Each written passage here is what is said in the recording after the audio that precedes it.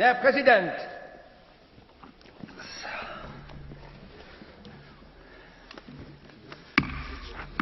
Die Sitzung ist wieder aufgenommen. Das Protokoll der gestrigen Sitzung und die I'd like to open the part session. You've got the minutes from last, or the proceedings of last meeting. Any objections? No. Thereby, the minutes, the proceedings are adopted. Now, first reading, reasoned, the Commission's position. I've got this. What were we talking about?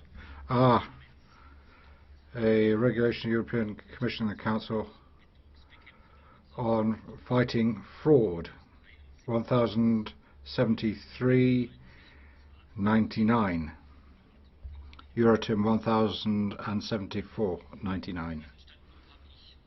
Now, I've got this and the reasons and the Commission's opinion. It will be a 3-month deadline for Parliament as of tomorrow, 15th of March of this year. Brings us to discussion of infringement of human rights, democracy. We've got maximum 1 hour. Hope we'll manage it. Bangladesh to start off with. So the drafter, the author, start off with Charles Tannock. President, when I was in Dhaka 5 years ago, I visited the National Liberation War Museum and saw firsthand the documented evidence of the atrocities carried out during the 1971 War of Independence. These were mainly perpetrated on minorities, particularly the Hindus, Christians and Buddhists, who were deemed by virtue of their religion not to be loyal to Pakistan. 4 decades have passed and to date there has been almost total impunity for the war criminals responsible. It is therefore entirely justified that they should finally be brought to justice within a framework of due process and recognised legal safeguards. For crimes of such a magnitude, no statute of limitation should ever apply, and it is also extremely unreasonable to ask the Bangladeshis to try them abroad outside of their own jurisdiction. We therefore in the ECR condemn the recent violence inspired by Jamaat-e-Islami and call for restraint on all sides. We must offer the Bangladeshi government all the support we can to ensure that law and order is restored promptly, and hope that the verdicts of these trials will bring closure to this terribly painful period of Bangladeshi history. Thank you.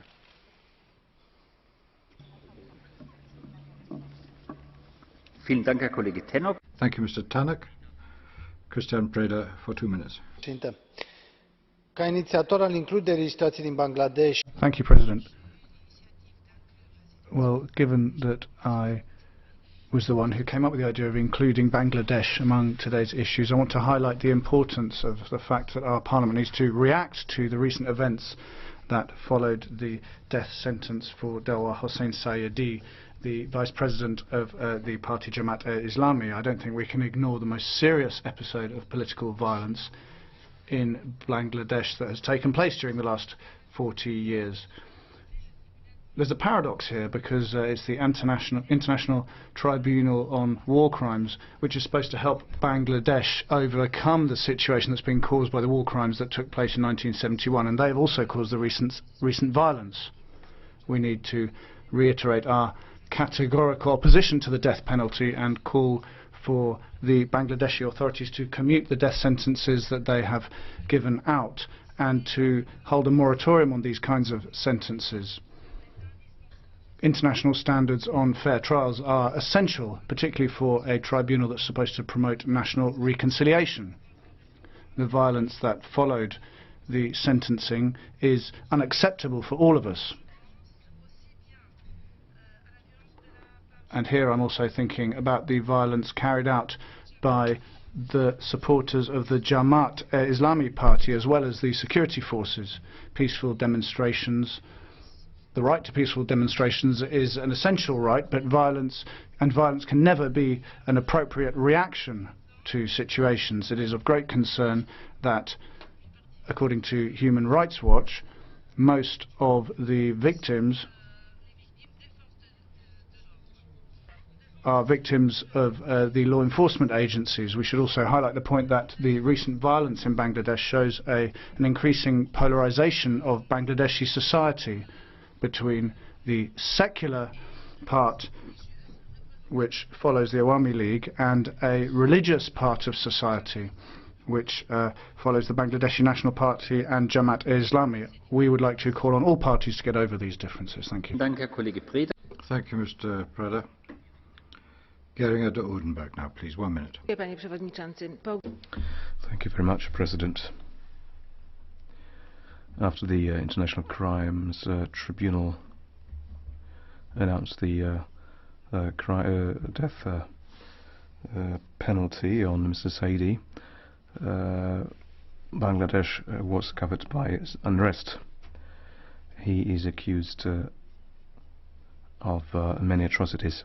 Since the sentence was announced, over 6 people have been killed.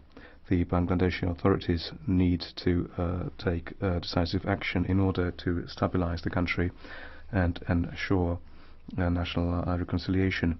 Bangladesh is one of the many countries which still has a death penalty on its books. Bangladesh needs to take heed of all the international conventions that ban death penalty. The EU rejects the use of death penalty, and we appeal time and time again to stop this barbarity. Thank you very much. Thank you very much indeed, Mrs. Geringer. Jean Lambert. President, I'm speaking as well in my capacity as chair of this delegation for South Asia, as well as a group member. The European Parliament has supported the need for war crimes trials in Bangladesh, given the atrocities committed during the liberation war of 40 years ago and the shadows still cast over the country by those events. Commitment to hold such trials was part of the Awami League manifesto in the last general election, the result of which was widely accepted, and that party is now in government. But I think many of us have mixed feelings in relation to the issue. We recognise the need for the trials, but deplore that the death penalty is still on the statute books. We understand the political dimension of the trials, but I believe it's essential for the courts to be fully in control, and that political interference from any quarter is unacceptable and must be resisted for the outcome to be trusted. We understand the desire of Bangladesh to deal with its past, but that should not mean that such trials fall below national and international standards, and there is cause for concern at present. Recent changes to the rules on appeal are particularly worrying. And we recognise that public passions will run high, but as the war crimes trials themselves bear witness, there has been enough death, violence and intimidation. It's an absolute tragedy to see the numbers of recent dead, targeting of minorities, hacking to death of law enforcement officers and the use of live ammunition against civilians. So we call on all sides and all those in positions of power and influence to call a halt to the violence. Thank you. Thank you, Mr. Lambert. 1 minute, Cecilia Wikström. Thank you, President. All those involved have to be held accountable for what happened in 1973. It's quite logical that those responsible for a genocide should be held to account, but, President, it is also extremely important that the way in which they are put on trial is fair, and that it respects international norms and standards, and that we have legal certainty. That has not been the case so far. The list of violations of human rights and breaches of the law is extremely long. People who have been questioned without any legal assistance, people have been abducted, and those who have had charges of genocide pressed against them, yes, should be condemned, but the trial needs to be fair. Bangladesh deserves this, and that is why the European Parliament should urge the Bangladeshi government to take our position seriously here in the European Parliament. Wikström. Thank you, Mr. Wikström. Mrs. Vergiat, 1 minute. Thank you, President. In 1971, the independence war in East and West Pakistan at the time gave rise to thousands, if not millions, of victims. You can understand the need that there should be recognition of that and some sort of reparation for the victims and their families. In 2010, a criminal tribunal for Bangladesh was set up to look at the massacres and try to find out who's been. It's because of this that we've got the violence of the last few weeks. Bangladesh does not seem to be respecting international judicial standards, fair trial, for example. Under pressure from the street, they're changing their legislation in order to not put oil on troubled waters, but to set fire to troubled waters. There's more and more repression. The government, but all the political parties too, have to shoulder their responsibilities to get back to peace and no more horror. Vielen Dank, Frau Kollegin Vergiat. Thank you very much indeed, Mr. Vergiat. That brings us to group speakers. Kaczmarek, 1 minute. Panie Przewodniczący, Szanowni Państwo. President, ladies and gentlemen, striving for justice is justified, even if in Bangladesh the relevant procedure takes place a few decades after the original crimes.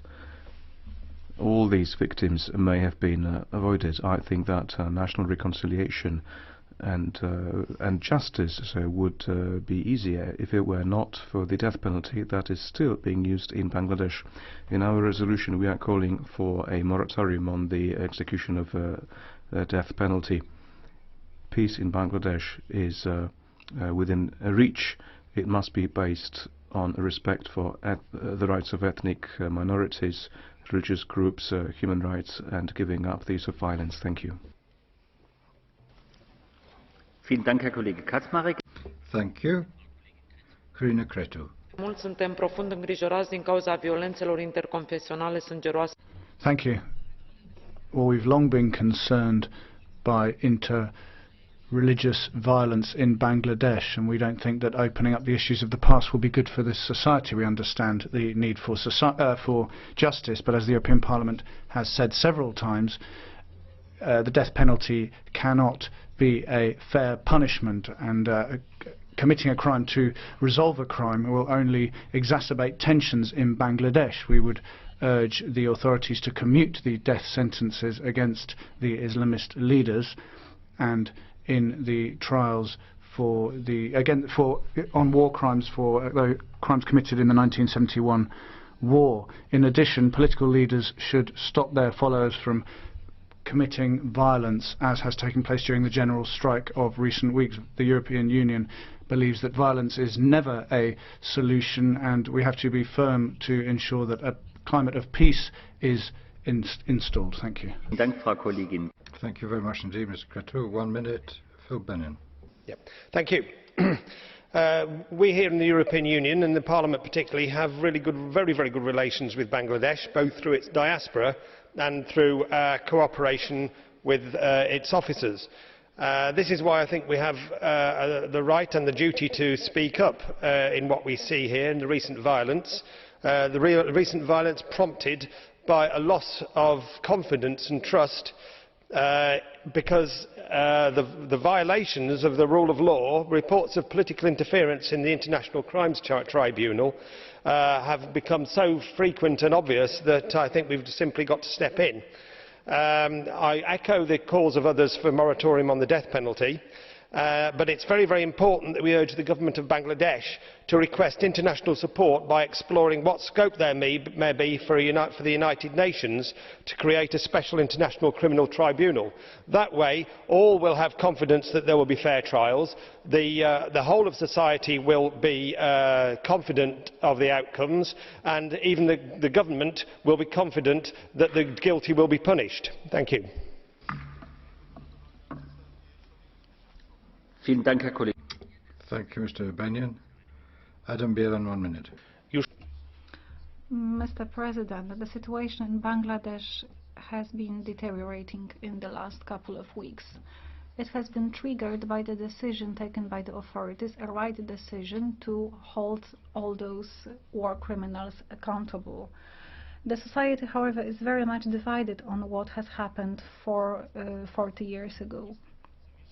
Unfortunately, the riots resulted in many deaths, and especially the Hindu minority is suffering. Islamic militants are burning temples, houses and shops owned by the Hindu population. People are left destitute and homeless. It is shocking that the Hindu minority is being targeted because of their religion. We have to bear in mind that the country needs reconciliation. However, we should appeal to the authorities to step up the efforts concerning enforcing rule of law and international standards for human rights.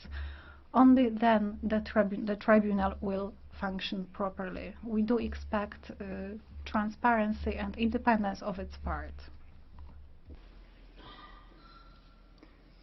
Vielen Dank, Herr Kollege Bier. Thank you. Rima Stalka. Thank you, President. The proposed resolutions is one of those that warn against the growing violence and injustice. I have initially welcomed the International Tribunal to investigate the crimes committed during the War of Independence.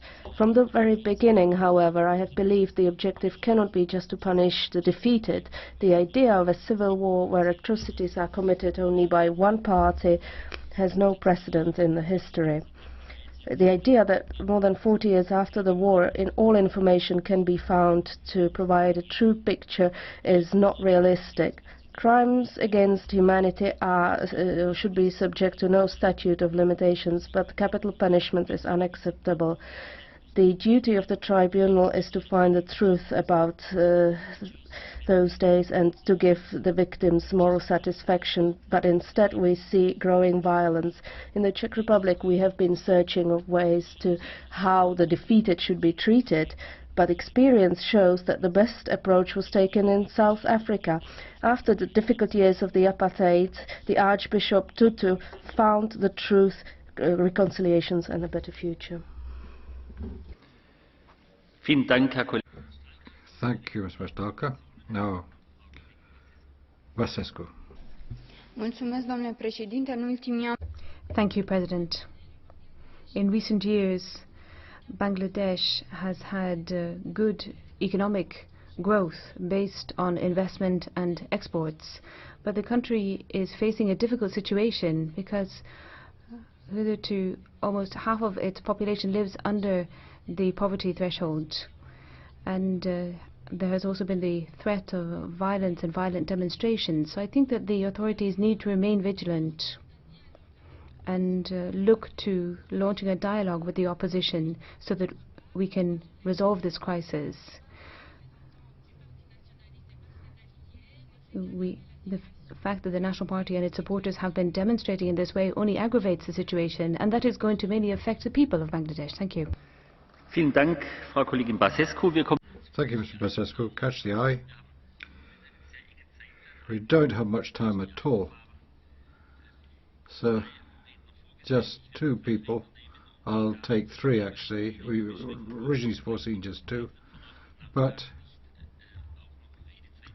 that will be it for them. Hibner. Dziękuję bardzo. Mówiąc o przypadkach Thank you very much. When we talk about the cases of breaches of human rights in Bangladesh, I see before me a 14-year-old Hena Qatar who fell victim to this inhuman pseudo-legal system.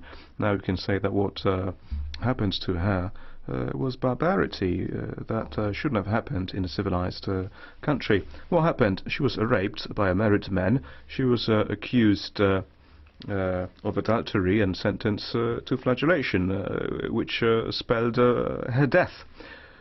Why did this happen? Well, there is no answer, but this tragic event shows that in the Bangladeshi countryside, where there are no courts of law, there is no education, what rules the life of many is the Sharia.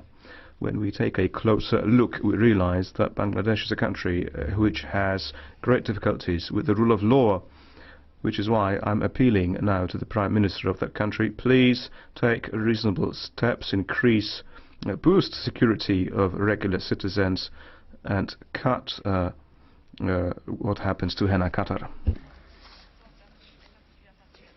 Vielen Dank, Frau Kollegin. Thank you. Tavares, 1 minute. Thank you very much indeed, President. And briefly, I just want for us to remember one of the major tragedies of the 20th century. India, Pakistan, and then it was India, West and East Pakistan. It was East Pakistan became Bangladesh. So I think I want to appeal to Bangladesh society institutions that via this court or whatever, they should do the necessary for their country along the lines, great lines, of Bengali humanitarian culture, going back to Rabindranath Tagore, and one of my personal heroes was the Rahman Khan, the great architect. That post-independence in Bangladesh, they respect themselves, respect each other, live together in peace, along the lines the illustrious founders had in mind, and unify the country. Thank you. Vielen Dank, Herr Kollege Tavares. Thank you, Mr. Tavares. Catch the Eye is thereby concluded. Commissioner. Micro. Thank you, President. Honourable members of the Parliament, we welcome the adoption by the Parliament of a resolution concerning the current human rights situation in Bangladesh. The recent wave of violence, which has left around 100 people dead and many more injured, has raised our concerns. High Representative Vice President Ashton issued a statement on the 2nd of March expressing distress by the loss of lives during demonstrations. A discussion on human rights needs to be put on the context of the challenges faced by Bangladesh. These include overpopulation, extreme poverty, pressure over natural resources, threats to food security, vulnerability to national disasters, institutional shortcomings and minority issues.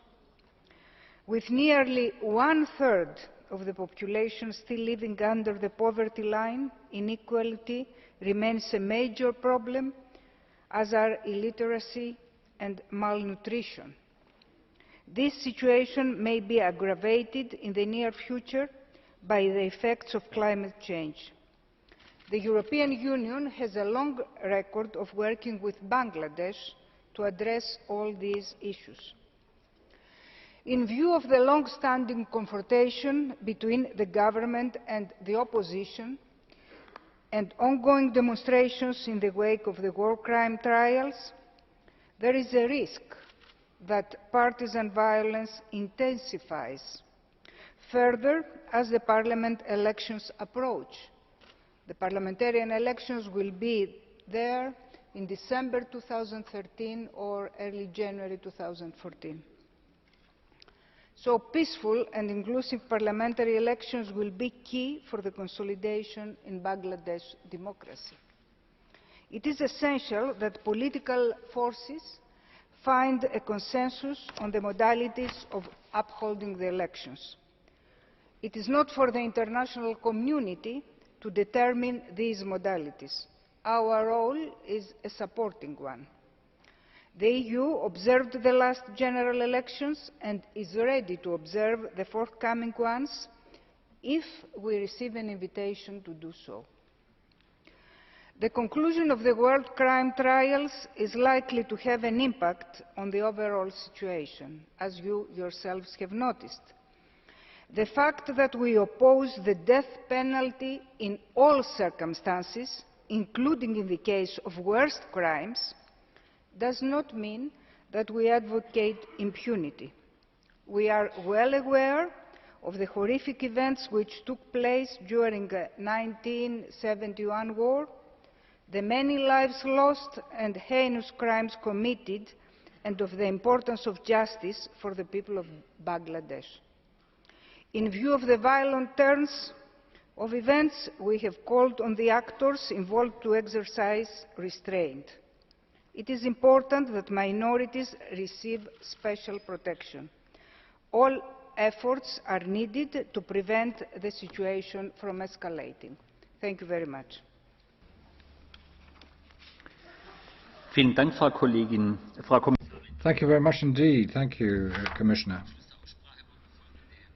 To conclude this, we have 6 motions for resolution. The debate is over. The vote will be at the conclusion of the debates.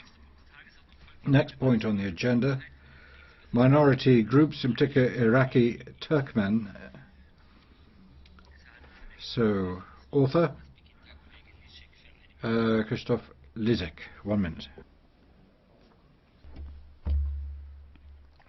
Thank you very much, President. Madam Commissioner, the situation in Iraq for the past decades has always been very complicated. Many conflicts, external and internal.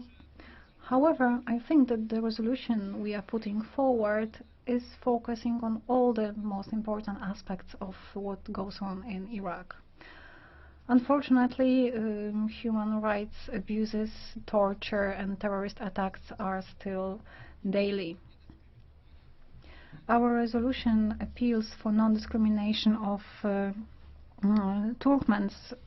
The constitution says that everyone is equal, so no discrimination. However, this is still not the case. The Iraqi authorities should coordinate with international organizations all the efforts to secure the situation of those who are most in need. We do hope that Madam Ashton, on behalf of the EU, is going to make every effort to stop discrimination of minorities, and she will support the government in order to organize free and fair regional elections scheduled for April, which will be a chance for a real dialogue. Vielen Dank, Herr Kollege Lisek. Thank you, Mr. Lisek. Mitra Repo.